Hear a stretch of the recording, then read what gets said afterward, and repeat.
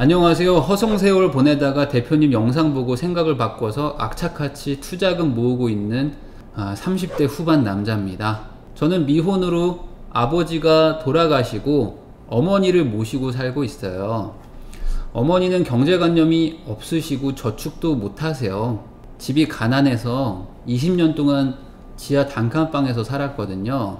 그래서 어머니가 저축이 어려운 삶을 사셔가지고 한편으로는 이해도 됩니다. 어머니를 모시고 대출금도 갚고 공과금도 내고 생활비도 부담하면은 한 달에 한 100만원 정도 저축을 하고 있어요.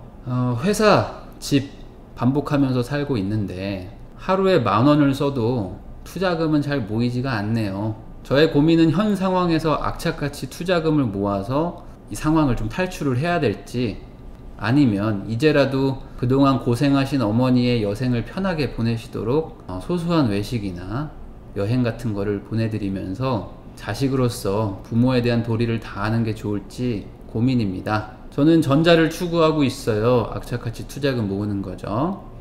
그런데 작은 행복도 누리지 못하시고 고생만 하신 어머니를 보니 조금 안타깝습니다.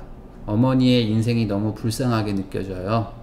저는 어떤 선택을 해야 될까요? 이게 질문입니다. 30대 후반의 미혼인 남자고요. 홀어머니를 모시고 계시고 아무리 해도 한 달에 100만원 밖에 저축이 안 된다. 어머니는 그동안 너무 고생만 하고 사셔가지고 작은 행복도 못 누리고 사셨는데, 나이가 많으시겠죠?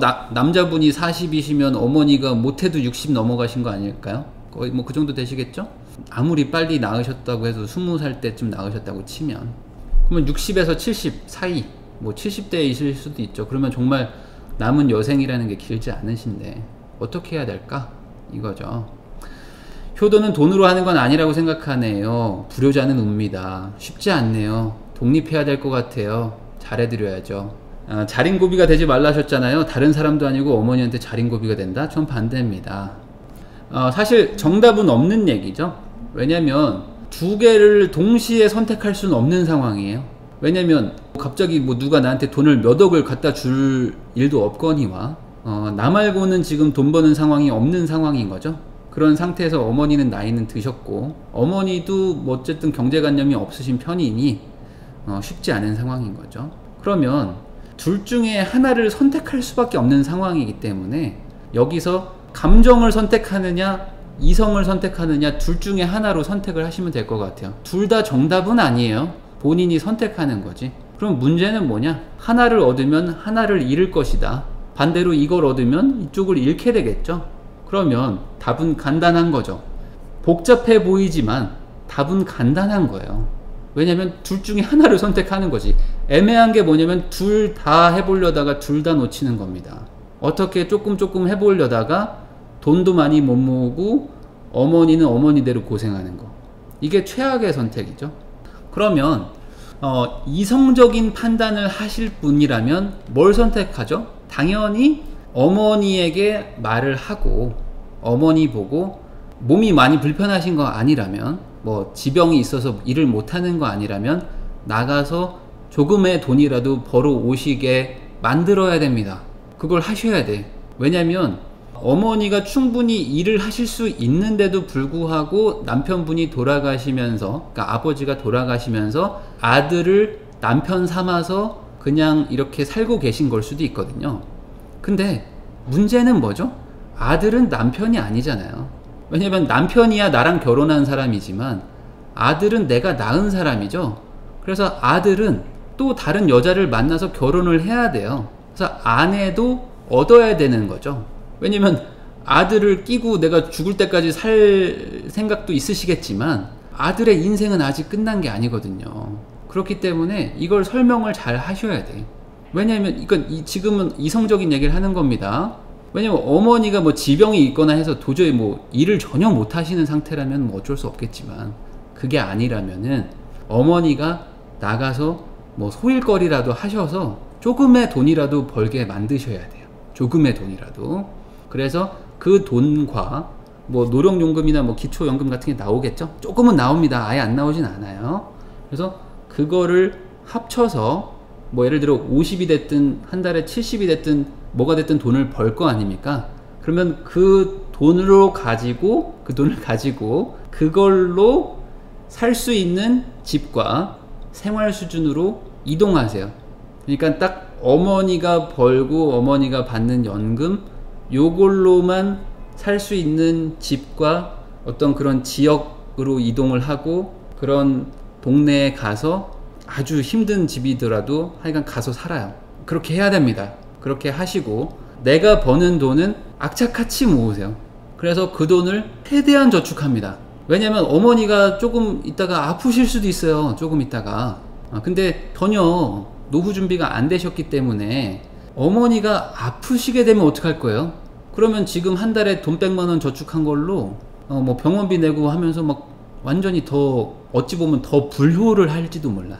무슨 소리인지 아시겠죠? 제가 뭐 이렇게 어머니시니까 말을 뭐 세게는 못 하겠는데 어머니가 갑자기 뭐 이렇게 병에 걸려가지고 원래 더 사실 수도 있는데 갑자기 이렇게 뭐 병 때문에 내가 뭐 이렇게 치료를 잘 못해가지고 잘못될 수도 있잖아요. 그게 더 불효일 수도 있는 거예요. 어찌 보면. 그래서 부모님이 노후 준비가 안 됐기 때문에 자식이 책임져야 된다는 거는 감정적인 이야기다. 아니 어떻게 자식이 돼가지고 부모에 대한 도리를 안 합니까? 라고 생각하시는 건 이따가 얘기할게요. 이따가. 그건 감정적인 선택인 거니까 그건 이따가 얘기할게요. 이성적인 얘기는 어머니도 일을 하셔서 조금의 돈이라도 버셔야 되고 그 번 돈에 연금이나 이런 걸 더해서 그걸로 생활이 되는 곳으로 이동을 한다. 예를 들어 내가 뭐 직장이 더 멀어지거나 이럴 수도 있겠지만 최대한 그 지출 자체를 줄여가지고 그걸로 생활이 되게 만들어 놓고 내 돈은 내 돈대로 모아서 대신에 돈이 들지 않는 효도를 하세요. 돈이 들지 않는 효도를 하시면 된다. 꼭 돈으로 효도하려고 하지 마시고 어머니가 집에서 쉬시고 내가 남편 노릇을 하는 게 효도가 아니다. 그거는 잘 한번 이성적으로 생각해 보셔야 돼요. 그렇게 해서 뭐 집에 들어가서 뭐 어머니 뭐 안마를 해드리시든지 아니면 뭐 손 잡고 뭐 이렇게 뭐 한 바퀴 뭐 돌면서 뭐 산책도 다니시고 하면서 최대한 돈 안 드는 효도를 해보세요. 아시겠죠? 그게 이성적인 판단. 그렇게 되면은 장점은 뭘까요? 장점은 내 인생이 경제적으로 망가지는 거를 막을 수 있어요. 왜냐면 나는 남편이 아니거든요. 나는 아들이거든요. 아들은 아들의 인생을 살아야 돼. 그게 부모님이 원하는 삶이겠죠? 정확하게 얘기하면은. 그 어떤 부모도 자식이 망가지는 걸 원하진 않아요. 근데 어떻게 하다 보니까 상황이 이렇게 흘러가다 보니까 내가 나도 모르게 우리 아들을 의지하고 있는 걸 수도 있죠. 그러니까 어머니를 잘 한번 설득을 해보세요. 그런데 설득이 안 될 수도 있잖아요. 그런 분들은 감정적인 선택을 하시든지 아니면 여기서 한 단계 더 이성적인 선택을 하셔야 됩니다. 뭐냐? 내가 나와야 된다. 욕 많이 먹을 수 있는 답변이지만 이성적인 판단이에요. 내가 나와야 돼요. 내가 나오고 감당할 수 있는 생활비를 어머니한테 보내주세요. 그게 본인의 인생을 더 이상 무너뜨리지 않는 그런 선택이 될 거라고 저는 생각을 합니다. 그래서 내가 감당할 수 있는 정도의 생활비만 보내주시고 그리고 뭐 일주일에 한 번이든 뭐 한 달에 한 번이든 찾아가서 아까 말했듯이 돈 안 드는 효도를 하세요. 돈 드는 효도 하지 마시고 그러면 어머니도 뭐 그 돈 가지고 사실 수도 있고 너무 부족하시면 뭐 소일거리를 찾으실 수도 있어요. 그런데 본인의 인생도 중요한 거예요. 부모가 나를 낳아줬기 때문에 내가 부모님의 인생을 챙기다가 내 인생이 망가져 버리면은 그거는 좋은 결론은 아닐 수도 있어요. 이렇게 좀 정리하고 싶어요. 이거는 감정적인 사람들한테는 너무나 가슴 아픈 답변일 수도 있죠. 그렇지만 본인 인생도 중요하다라는 걸 생각하시고요. 자, 그러면 이게 안 되는 사람도 많아요. 아니 어떻게 부모를 그렇게 할 수 있냐? 부모님을 그렇게 뭐 이성적으로 생각해가지고 뭐 딱 끊고 뭐 집 나오고 어떻게 하냐? 안 되는 분들은 어떻게 하시면 돼요? 감정적인 선택을 하시면 돼. 뭐죠?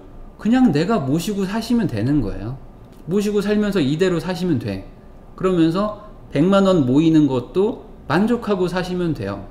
왜냐하면 내가 그런 선택을 했기 때문에 그런 결과를 오는 거고 그 결과에 대한 책임을 내가 지면 되는데 이도저도 아닌 게 문제인 거야. 이도저도 아닌 게. 아시겠죠?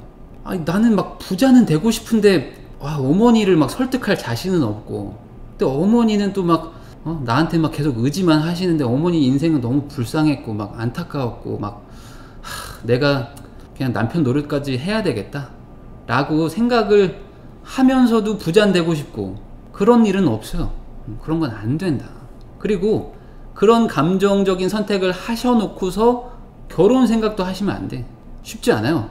거꾸로 생각해 보세요. 내가 홀어머니를 모시고 살면서 1년에 1200 정도를 저축하는 사람인데 결혼도 쉽지 않겠죠. 나이도 많으신데 30대 후반이신데.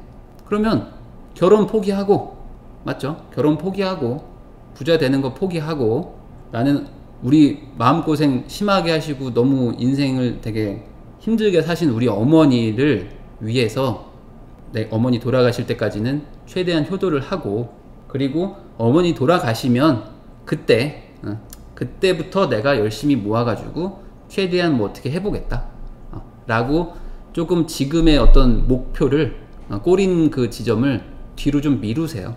많이 뒤로 미루셔가지고 그때부터 시작하시면 됩니다. 둘 중에 하나요. 제가 봤을 땐 둘 중에 하나고 중간은 없다. 그래서 어머니한테 뭐 엄마 좀 생활비도 좀 줄이고 좀 돈 좀 모아보자. 그래서 엄마 좀 어떻게 한 30만 원만 좀 모아봐. 그래서 내가 저축을 좀 더 해볼게 라고 해봐야 안 돼요. 그걸로 인생 바뀌는 거 없고요. 오히려 어머니만 힘들게 하실 뿐이에요. 그래서 어차피 힘들게 할 거면 확실하게 선을 그어서 본인의 인생도 챙기면서 다른 식으로 효도를 하시든지, 아니면은 그냥 깔끔하게 이번에 정리해서 나는 부자 될 생각은 우선 뒤로 미루고, 결혼이나 이런 것도 우선 뒤로 미루고, 우리 어머니가 그동안 나 키우면서 되게 힘드셨고 아버니 그 남편도 일찍 잃으셔가지고 고생 너무 많이 하셨으니까 어머니한테 남은 여생을 되게 좀 최대한 행복하게, 소소한 행복이라도 누리게 해주고, 그 다음에 내 어떤 다음의 인생을 설계하겠다 라고 생각하시면 되겠습니다. 그래서 부모님들, 그러니까 앞으로 부모가 되실 분들도 있고, 이제 막 아이가 어린 아이들을 데리고 있는 부모들도 많을 거 아닙니까? 지금 30대에서 뭐 50대 초반 정도의 분들도 지금 방송 많이 보고 계실 거 아니에요? 그러면 정신 똑바로 차리고 사셔야 됩니다. 진짜로. 내 자녀가 내 돈줄이 될 수가 있어요. 내 자녀가 내 돈줄이 되는 순간 자식은 너무나 고통스러운 삶을 살게 돼요. 진짜로. 물론 그게 효도고 행복일 수도 있죠. 그렇지만 그거는 내 자녀를 너무 고통스럽게 하는 길이다 라고 생각을 하시고, 본인의 인생은 본인이 챙겨야 된다. 내 자식이 내 인생을 책임지게 만들지 마세요. 근데 우리나라에 대다수의 30, 40, 50대 분들은 그렇게 가고 있어요. 진짜로. 우리나라가 앞으로 20년, 30년 뒤에 노인 빈곤율이 낮아질 거냐? 절대 그렇지 않을 것 같습니다. 제가 봤을 땐 여전히 노후 준비가 안 되는 사람이 태반이고요. 노후 준비 되는 사람은 극소수예요. 노후 준비라는 개념 자체가 별로 없고요. 실제로 여전히 그렇습니다. 30대, 40대도 노후 준비 전혀 안 해요. 그냥 어떻게 되겠지 뭐 라고 생각하고 살죠.